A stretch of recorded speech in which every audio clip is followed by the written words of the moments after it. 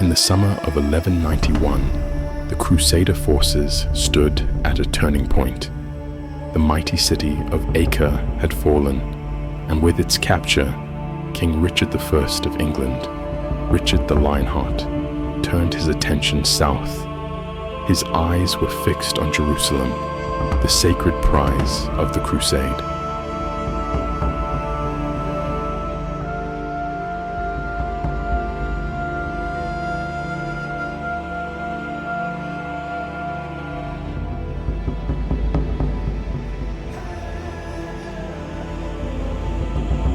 But to reach it, he had to first secure the vital port of Jaffa. Without Jaffa, any attempt to lay siege to the holy city would be vulnerable and unsustainable.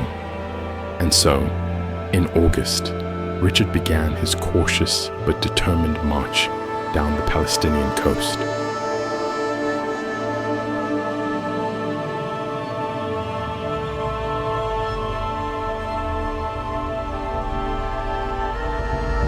But Richard was not alone. Watching him from inland hills and forest shadows was his formidable adversary, Sultan Saladin. The Sultan, resolute in his aim to prevent the Christian reconquest of Jerusalem, rallied his forces. His goal was simple: stop the Crusaders before they could establish a foothold in the south.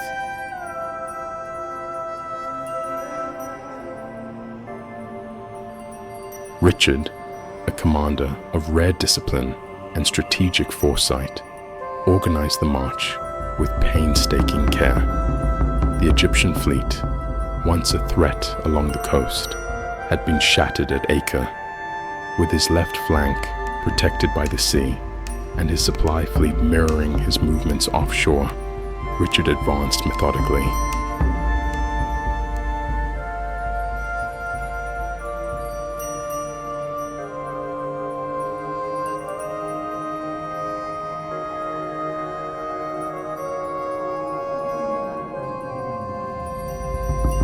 Mindful of the disaster at Hattin just 4 years earlier, where a Crusader army had been annihilated by Saladin's forces due to lack of water and reckless overreach, Richard knew what his men needed most: rest, water, and discipline.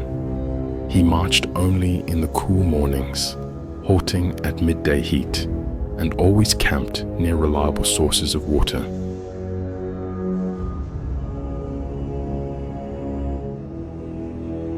Meanwhile, Saladin's forces stalked them from the interior, harassing, skirmishing, probing for weakness. Muslim chronicler Baha al-Din, an eyewitness to the campaign, recorded the relentless harassment by Saladin's archers. From every angle, arrows rained down, taunting the Crusaders, tempting them to break ranks.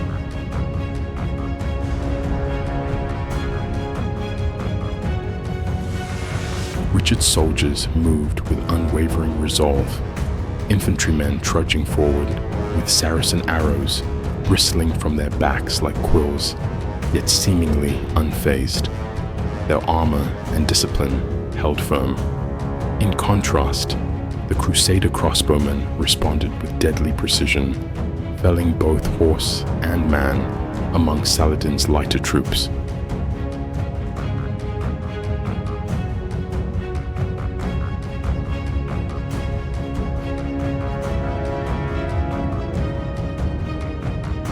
The Crusader army was burdened by its large baggage train and a high number of infantry, which slowed their pace. Saladin's army, largely mounted, had superior mobility and sought to exploit this advantage. But every attempt to scorch the earth or deny resources to the Christians was thwarted by the steady stream of provisions from the Crusader fleet. From August 26th to 29th, Richard's men were spared attack as the army skirted Mount Carmel and took a longer coastal road. Saladin had moved inland, arriving at Caesarea before them. From August 30th to September 7th, The Sultan remained in striking distance, waiting for the perfect moment to unleash his full force. That opportunity came at the Wood of Arsuf, one of the few forested regions in Palestine.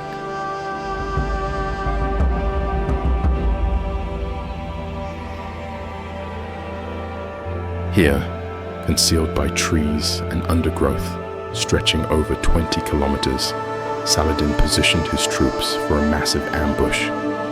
The Crusaders traversed the first half of the woodland with minimal interference and made camp on the banks of the river Yarkon, near modern-day Tel Aviv.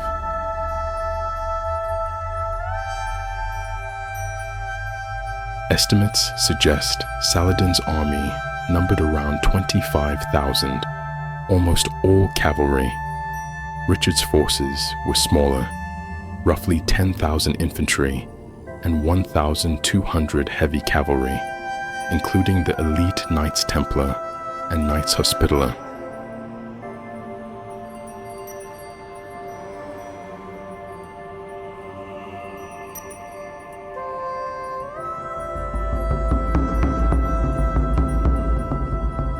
On the morning of September 7th, 1191, as the Crusaders resumed their march, Saladin struck. Out of the woods burst waves of skirmishers, Sudanese archers on foot, Turkish horse archers in whirling clouds of dust and steel.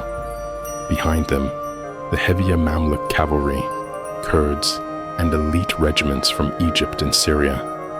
The battle began not with a single thunderclap of war, but with a relentless storm of arrows, javelins, and taunts.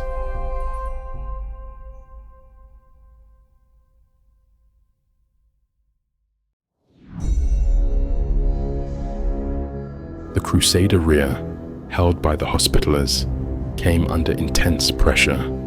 Saladin hoped to break their resolve through exhaustion and provocation.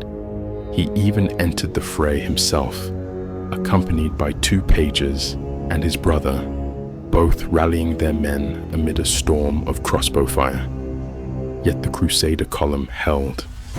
Richard refused to be baited. He had a plan, and he would not commit to battle until the time was right. Garnier de Nablus, master of the Hospitallers, begged Richard for permission to counterattack.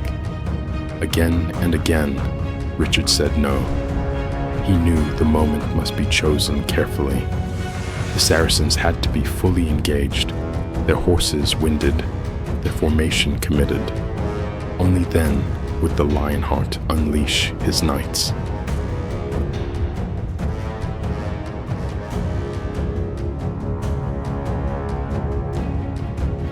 Then, without waiting for the command, or perhaps acting on Richard's delegated authority, Marshal Baldwin of Karen and the Hospitallers broke formation. With a cry of "Saint George," they plunged into the Saracen ranks. The French knights of the center followed, and the battle erupted into a full-scale melee.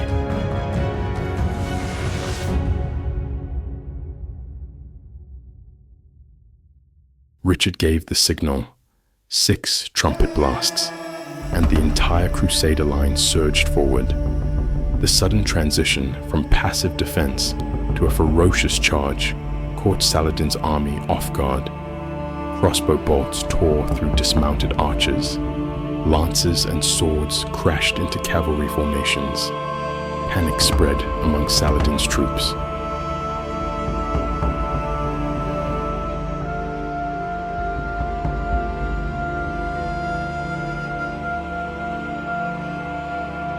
Bahar al-Din wrote of the shock this caused.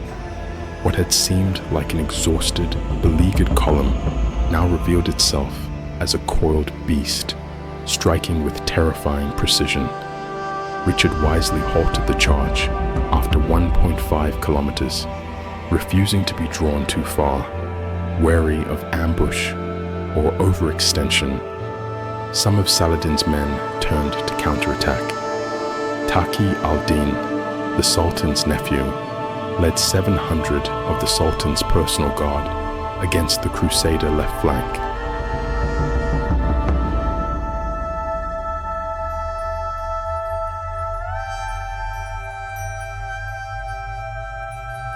Crusader losses were around 700 killed. Saladin's forces suffered as many as 7,000 dead. Though the Muslim army was not annihilated, its defeat at Arsuf was a crushing blow to morale. It forced Saladin to abandon and demolish most of the fortresses in southern Palestine, conceding the coast to Richard's control. The road to Jerusalem now lay open, but Richard would never take it.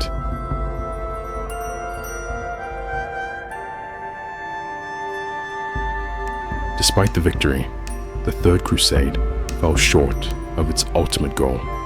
Jerusalem remained in Muslim hands, but a truce was eventually signed, the Treaty of Jaffa, allowing Christian pilgrims to visit the Holy City and confirming Crusader control of the coast as far as Jaffa.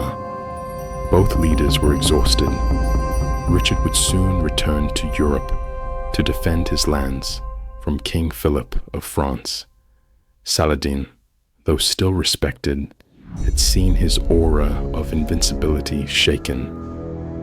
The Battle of Arsuf stands as a testament to Richard's leadership, the discipline of the Crusader army, and the brutal chess game that was medieval warfare in the Holy Land.